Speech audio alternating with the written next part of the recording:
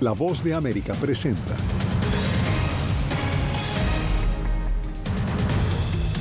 Migración y comercio dominaron encuentro del presidente Biden con los mandatarios latinoamericanos. Estados Unidos pide proteger a civiles en Gaza, pero Israel descarta un cese al fuego temporal. Los judíos en Rusia temen un aumento del antisemitismo. Y en Guatemala confirman la suspensión del partido del presidente electo Bernardo Arévalo.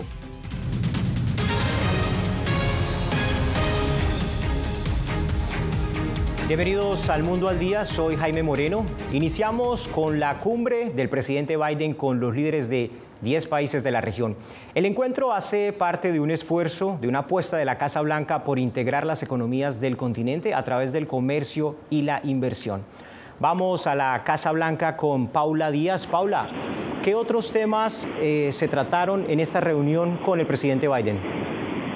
Jaime, los líderes hablaron de cómo los recursos en Latinoamérica pueden aportar a la economía estadounidense y que Estados Unidos puede invertir en la región y de esta manera generar empleos que eviten que la gente emigre de manera irregular.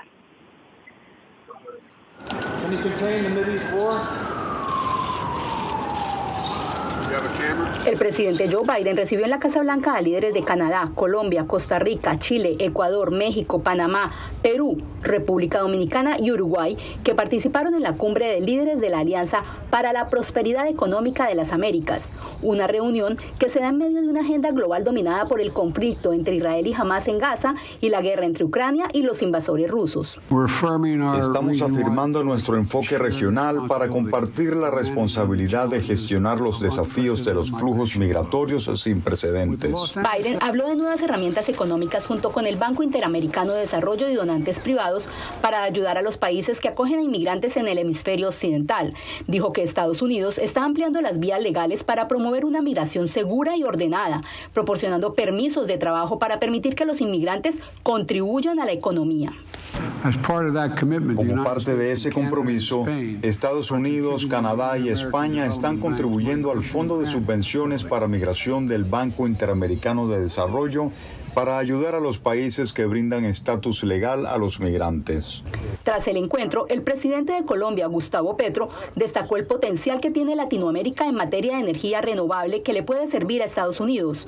Por otro lado, mencionó haber expresado su preocupación por el conflicto en el Medio Oriente. La reunión obviamente no tenía ese eje, pero lo metimos. Yo mismo le dije al presidente Biden que no se podía seguir permitiendo la masacre, la ruptura del derecho internacional que hoy estamos contemplando. Luego de esa reunión, Biden salió con su equipo de trabajo rumbo a Maine para reunirse con la comunidad afectada hace unas semanas por un tiroteo masivo. El presidente Biden y los otros líderes presentes recalcaron la importancia de que otros países de la región se unan a esta alianza. Y Jaime, no solamente el presidente de Colombia, Gustavo Petro, se refirió al conflicto del Medio Oriente. El presidente de Chile también se unió a este llamado porque están preocupados por la muerte de civiles. Muchas gracias, Paula. Esta misma preocupación por los civiles en Gaza la tiene el secretario de Estado Antony Blinken. Justamente desde Israel pidió proteger a la población civil palestina. Sin embargo, el gobierno de Israel descartó un cese al fuego temporal. Los ataques a Gaza no cesan y se teme por más víctimas civiles. Advertimos que el reporte de nuestra compañera Pilar Cebrián puede lastimar la sensibilidad de algunos espectadores. El ejército israelí ya está acercando la ciudad de Gaza por tierra, por mar y por aire. De hecho, el objetivo es dividir a la franja de Gaza en dos, dejar el norte para el combate urbano y el sur para que se ubique allí la población. El hallazgo y destrucción de túneles de Hamás ha sido uno de los alcances en la franja de Gaza, según las fuerzas de seguridad de Israel. Mientras Hamás y su aliado, la Yihad Islámica, grupo también reconocido por Estados Unidos desde 1997 como una organización terrorista, aseguran haber respondido al avance de las tropas arrojando granadas desde drones, disparando morteros y cohetes antitanques en zonas ya destruidas. Este jueves, otro periodista palestino, Abu Assem, perdió la vida en medio del conflicto.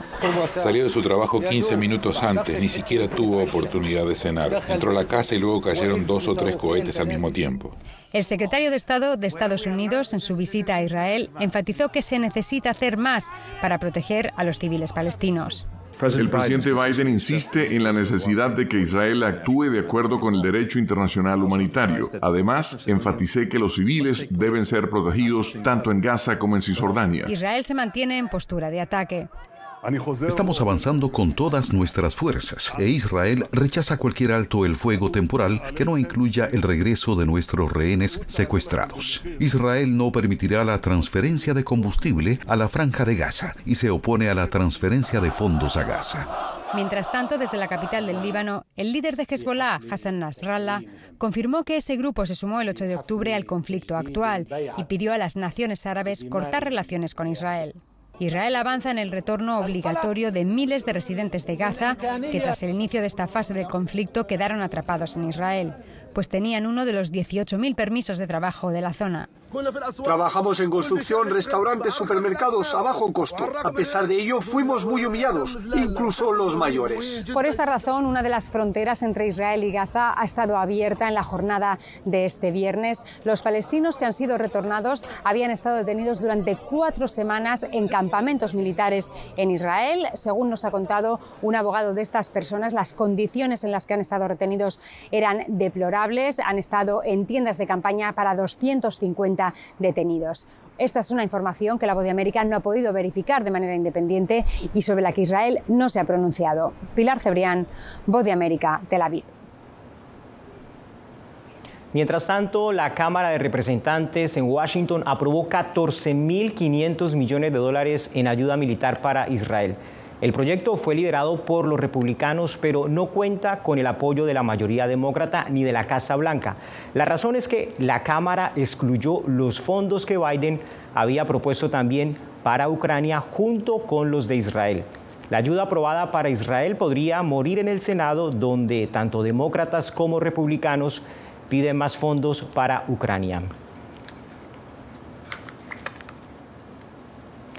Mientras tanto, en la ciudad de Nueva York se reporta por parte de la ONU que 72 empleados ya han muerto. Es la cifra más alta en un conflicto. Las operaciones de la agencia en el terreno podrían estar a punto de cesar.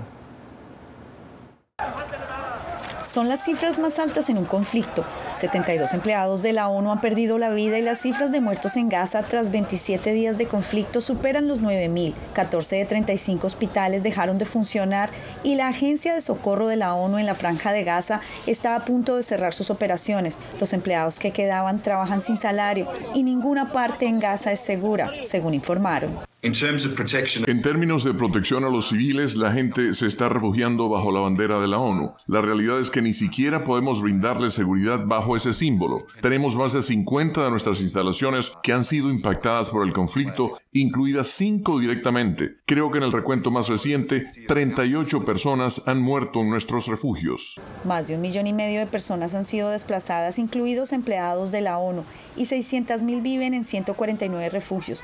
En las últimas horas, una centena de camiones cruzaron la puerta de Rafah, la cantidad más grande desde el inicio del conflicto, pero no es suficiente. La población en Gaza ya no pide pan porque suplican por agua, según informó la coordinadora del proceso de paz del Medio Oriente de la ONU, mientras miembros de la Organización de la Cooperación Islámica se pronunciaron en bloque y el embajador de la misión de Palestina pidió bloqueos a Israel. Necesitan sentir la presión. Alguien en la reunión de la Organización de Cooperación Islámica propuso que tal vez aquellos que exportan petróleo y gas a Israel desde algunos de los países de la organización consideren suspender el envío mientras niegan a nuestros hospitales combustible para salvar vidas. La delegación de Chipre planteó la creación de un corredor humanitario marítimo para descongestionar el paso de Rafah. Por su parte, la delegación de Israel defendió sus operaciones y culpó a Hamás por usar civiles como escudos humanos. Un tema que sigue tocando a Latinoamérica porque el presidente de Colombia, Gustavo Petro, confirma que 3 colombianos permanecen atrapados en la Franja de Gaza en medio de este conflicto entre Israel y Hamás. Yair Díaz con el reporte. Miles de personas han sufrido el conflicto entre Israel y Hamás, incluyendo 3 ciudadanos colombianos con doble nacionalidad que siguen atrapados en Gaza y esperan abandonar este territorio. Solamente son 3, la mamá, que es una mujer de 40 y tantos años con sus 2 hijos, uno de 15 años y otro de 10 años. Mientras continúan las gestiones diplomáticas para repatriar a los 3 colombianos, Colombia trabaja por la apertura en 2024 de una embajada en Gaza. El embajador palestino en Bogotá, Rauf Malki, sostiene que esta nueva sede diplomática tendrá gran importancia. Facilita la vida a los colombo-palestinos que viven en el territorio palestino ocupado, que como usted sabe, pues no tienen una representación política ni consular de Colombia ante el territorio palestino. Entre tanto, el embajador de Israel en Colombia asegura que no cesarán los ataques contra Hamas, el grupo que tendría bajo su poder 241 ciudadanos israelíes secuestrados. Nosotros deseamos por la paz, oramos por la paz. El enemigo más fuerte y peor enemigo del pueblo palestino es Hamas. Hamas tomó control en 2007 de la Franja de Gaza, estableció allá una entidad terrorista. Según el gobierno de Colombia, en las próximas semanas se enviará un segundo vuelo con ayuda humanitaria a la Franja de Gaza. Yair Díaz, Voz de América, Bogotá. La guerra entre Israel y Hamas está exacerbando las tensiones sociopolíticas en todo el mundo y dando paso a una creciente y agresivo antisemitismo. En Rusia, por ejemplo, se evidenció esta semana uno de los mayores brotes antisemita en décadas. Informe de Ricardo Marquina. Centenares de hombres irrumpen violentamente en el aeropuerto de Makhachkala, en el sur de Rusia. Intentan interceptar a los pasajeros de un vuelo recién aterrizado de Israel. Esta es la mayor explosión de antisemitismo en Rusia en décadas, pero cree el presidente ruso que todo ha sido organizado desde el exterior. A través de redes sociales, sin excluir que sea desde Ucrania, por agentes de los servicios especiales occidentales. Una hipotética crisis étnica en Rusia sería un desafío de primer orden para el Kremlin, creen los expertos. Lo más importante para el Estado es mantener la estabilidad política y evitar cualquier tipo de protestas. Para la comunidad judía en Rusia, lo sucedido en Daguestán ha sido un shock, un recordatorio de que el conflicto entre Israel y Hamas puede mutar en una amenaza local. Este efecto se siente aquí y en otras ciudades y constituye una amenaza potencial. Tal vez no una potencial, sino una amenaza real en las grandes ciudades de Rusia. Muchos de los más críticos con el Kremlin dentro de la comunidad judía se marcharon al exilio tras el comienzo de la invasión rusa a gran escala de Ucrania. Para ellos, el futuro es oscuro. La situación en Rusia empeorará en términos generales y también será peor para los judíos en particular. El aeropuerto de Makhachkala ha recuperado la normalidad 48 horas después del mayor brote antijudío que se recuerda en esta región. Aunque con la guerra en Oriente Medio en marcha, nadie puede asegurar que algo similar o peor no pueda volver a producirse. Este fue un informe de Ricardo Marquina desde Rusia, pero volvemos a Latinoamérica. En Guatemala se confirmó la suspensión del partido Movimiento Semilla, al que pertenece el presidente electo Bernardo Arévalo. Eugenia Sagastume nos explica si esta resolución podría afectar o no la toma de posesión del presidente electo Arévalo el próximo mes de enero.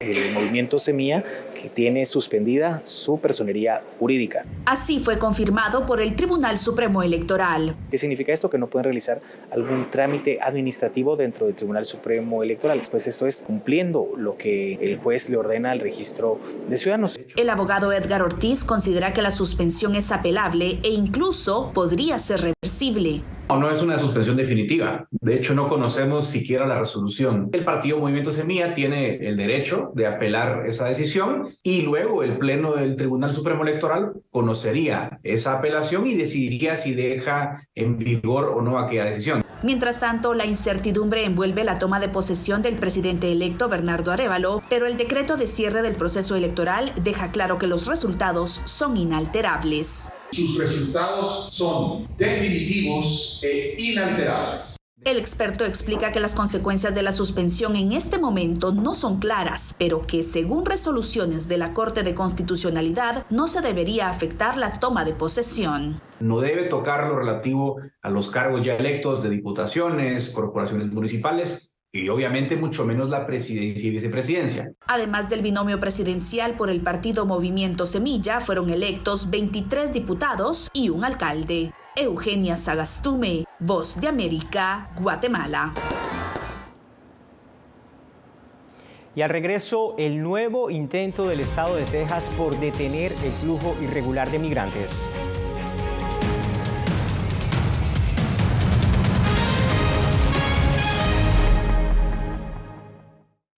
Soy Belén Mora, periodista de La Voz de América. Como reportera y presentadora tengo la responsabilidad de acercarles las historias que se generan en Washington y que impactan tu entorno cercano.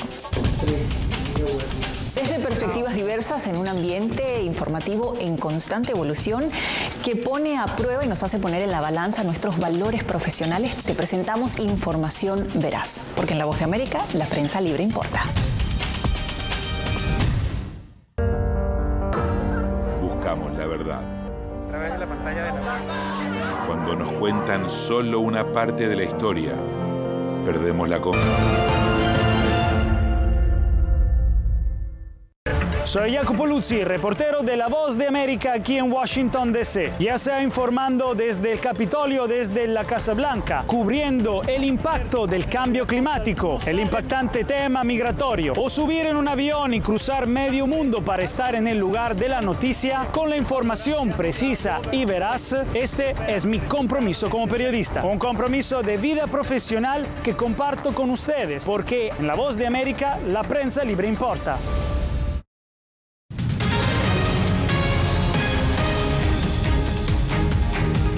Tras ensayar diferentes métodos para detener la migración irregular, el estado de Texas ahora le apuesta a la instalación de una valla con alambre de púas a lo largo de su frontera con Nuevo México. César Contreras con el reporte desde El Paso, Texas.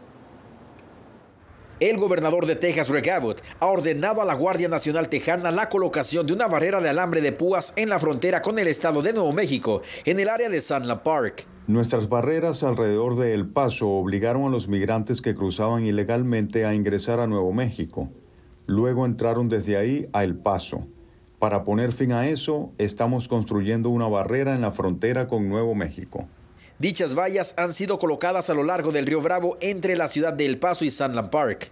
O sea, hay diferentes accesos entre ambos estados a través de carreteras y otras conexiones que existen. No entiendo la lógica en este momento de ponerla allí en esa área en particular. Para Javier Perea, alcalde de la ciudad de Sunland Park en Nuevo México, la solución va más allá de intentar separar las comunidades en territorio estadounidense. Este problema no se va a resolucionar con estas tácticas que está trabajando el gobernador. Lo que se requiere es de poner el esfuerzo para convencer a los republicanos y los demócratas en Washington, D.C. para traer reformas a la inmigración, identificar la razón por la cual la gente se está viniendo de sus países. El estado de Texas ha demandado al gobierno federal por cortar algunos tramos de alambre de púas también colocado en la frontera con México. Hasta el momento, la Guardia Nacional Tejana ha instalado 29 kilómetros de alambre entre Texas y Nuevo México. César Contreras, Voz de América, El Paso, Texas. Préstenle atención a esta cifra. En lo que va de 2023, más de 80 hondureños, en su mayoría mujeres y niños, han sido rescatados de la trata de personas y explotación sexual a lo largo de la ruta migratoria que conduce hacia Estados Unidos. Estas son cifras oficiales del gobierno de Honduras. Óscar Ortiz nos tiene el informe. Un informe publicado por la Comisión contra la Explotación Sexual, Comercial y la Trata de Personas, CICES, del gobierno de Honduras, revela que hasta octubre se habían rescatado 84 personas víctimas de trata de personas y explotación sexual. La mayoría de los rescates ocurrieron a lo largo de la ruta migratoria desde Honduras hacia Estados Unidos, revela el informe. El gobierno de Estados Unidos ha considerado la importancia de agregar fondos para la lucha y protección de los migrantes en la ruta migratoria. La comisión estima que durante el año 2022 alrededor de 850 personas fueron víctimas de estas actividades delictivas y únicamente fueron rescatados 56 sobrevivientes. En lo que va del 2023 se han rescatado 84 personas, en su mayoría menores de edad. No se informaron estadísticas sobre víctimas correspondientes al 2023. Desde UNICEF hacen un llamado a garantizar los derechos de la niñez hondureña. Trata vía tráfico a el tema de narcotráfico y a otras acciones, y lo importante es que los países y los gobiernos realizan acciones juntas en todo el continente para reducirlo y para eliminarlo. El Código Penal en Honduras tipifica de 10 a 15 años de cárcel el delito de trata de personas. De febrero hasta octubre de este año, 9 personas guardan prisión por el delito de trata de personas. Oscar Ortiz, Voz de América, Tegucigalpa.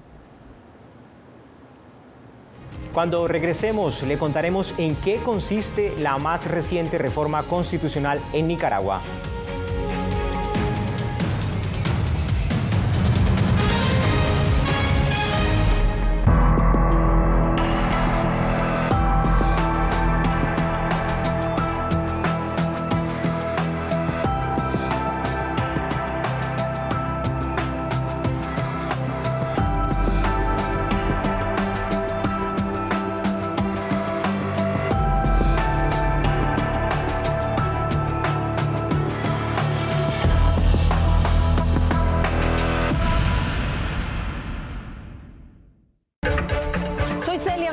Corresponsal internacional de La Voz de América.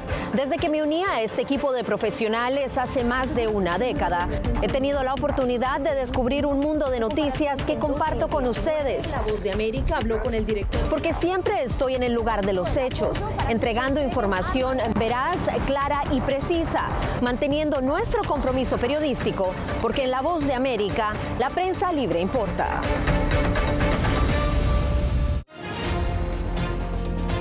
Actualidad. Que la inteligencia artificial va a estar presente en nuestro día a día. Intentan sacarse de encima a trabajadores. Análisis. El cambio climático está teniendo muchísimos impactos que afecta siempre a los más vulnerables. La región necesita ayuda. Debate. Proteger a las escuelas con armamentos. Es una total ridícula, es algo inverosímil. Con la información más allá de los titulares. Todas las semanas por La Voz de América. Desde Washington, le saluda Gonzalo Abarca. Hola, soy Oscar Ortiz Barahona, corresponsal La Voz de América. Ser La Voz de América desde Honduras me permite conectarme con todos ustedes, nuestras audiencias en todos los países del continente, ofreciendo información veraz sobre los temas que más te impactan. Honduras y los Estados Unidos han ejercido labores humanitarias. Más de 40 viviendas. Desde perspectivas humanas y con base en hechos, te informamos para que seas tú quien formes tu propia opinión, porque en La Voz de América, la prensa libre, importa.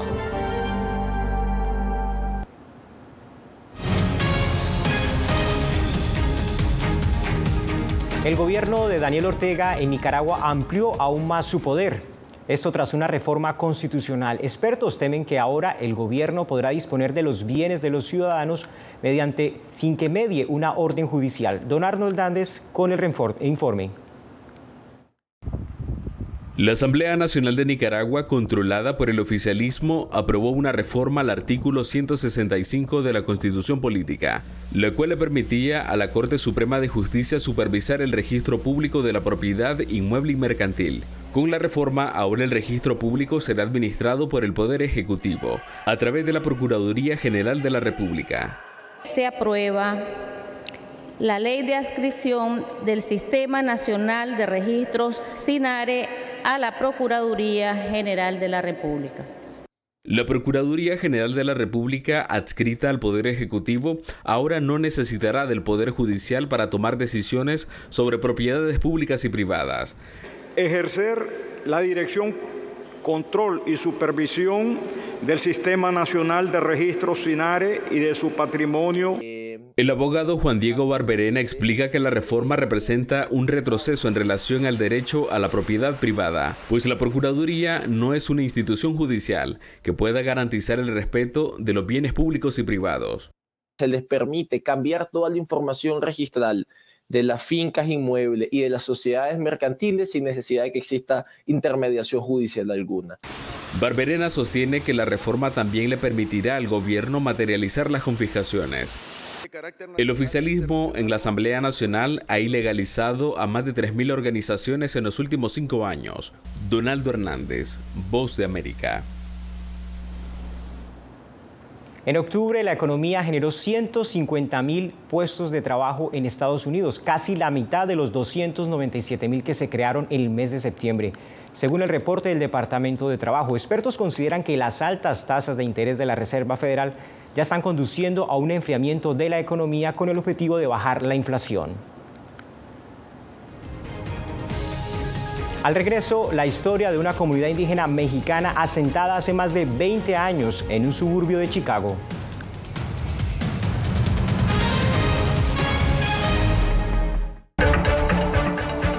Soy Verónica Villafañe, corresponsal para La Voz de América en Los Ángeles.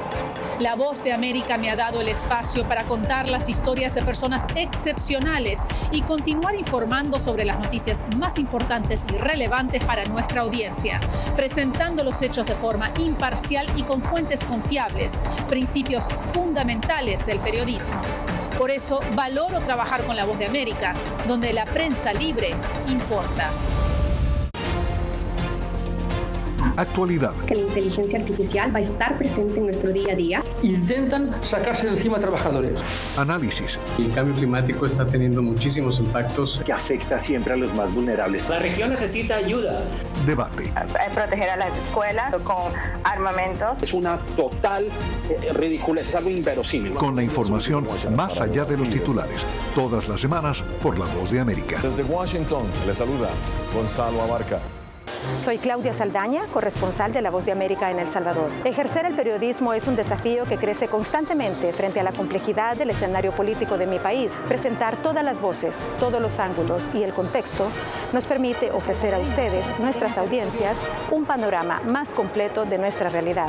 La imparcialidad está en el ADN de la VOA y me siento orgullosa de ser parte de este gran equipo de profesionales que demostramos cada día por qué la prensa libre importa. Poder ser la voz de la denuncia de tantas personas que sienten fuertemente vulnerados sus derechos. Una de las patas que sostiene la democracia debe ser la libertad de prensa. Periodismo, la prensa libre importa. Una coproducción de La Voz de América con nuestras afiliadas en la región. ¿Cómo garantizar que las voces lleguen a quien tienen que llegar? Impunidad, indolencia de la justicia son nuestros principales enemigos. Disponible en vozdeamerica.com.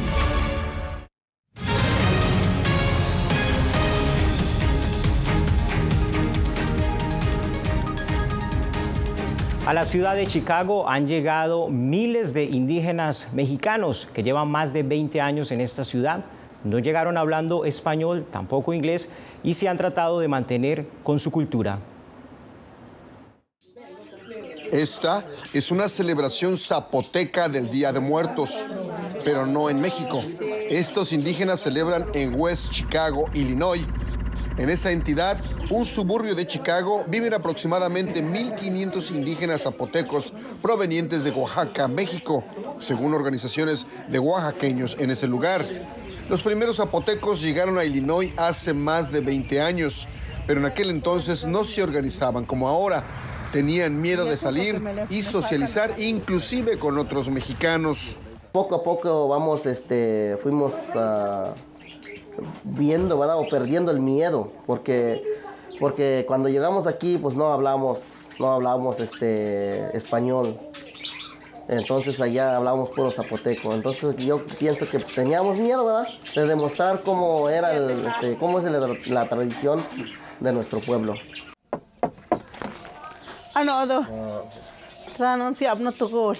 Pero las cosas cambian y ahora se muestran orgullosos de hablar zapoteco y continuar con sus costumbres y tradiciones, aunque sea en otro país y a miles de kilómetros de distancia de donde nacieron. En zapoteco, Xoan dice salud a sus difuntos. Vamos a tomar una copa por ellos. En su casa erigió un altar de muertos y ofrenda a sus seres que ya partieron de este mundo. El Consulado de México no lleva estadísticas sobre sus ciudadanos en cuanto a grupos étnicos, pero las personas que entrevistamos para este reportaje nos dicen que hay mucho más zapotecos en el estado de Illinois y en ciudades de California y Nueva York. Enrique García Fuentes, Voz de América, Chicago.